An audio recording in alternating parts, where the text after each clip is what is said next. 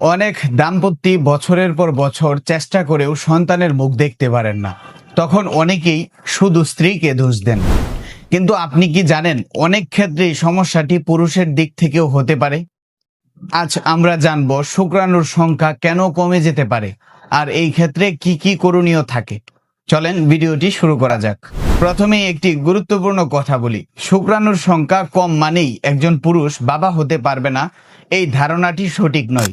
অনেক সময় সঠিক চিকিৎসা আর জীবনযাত্রার পরিবর্তনের মাধ্যমে পরিস্থিতির উন্নতি করা সম্ভব। তাহলে শুক্রাণুর সংখ্যা কমে যাওয়ার পিছনে কি কি কারণ থাকতে পারে, চলেন জেনে নিই। ভিউয়ার্স, দীর্ঘদিন ধরে ধূমপান, মাদক গ্রহণ, অতিরিক্ত মানসিক চাপ, পর্যাপ্ত পরিমাণে ঘুমের অভাব, অস্বাস্থ্যকর খাদ্য অভ্যাস, অনিয়মিত জীবনযাপন, কিছু ক্ষেত্রে হরমোনজনিত সমস্যাও দায়ী থাকতে পারে। আবার অনেক সময় নির্দিষ্ট কোনো কারণই খুঁজে পাওয়া যায় না, তাই শুধু অনুমান করে সিদ্ধান্ত নেওয়াটা সঠিক নয়।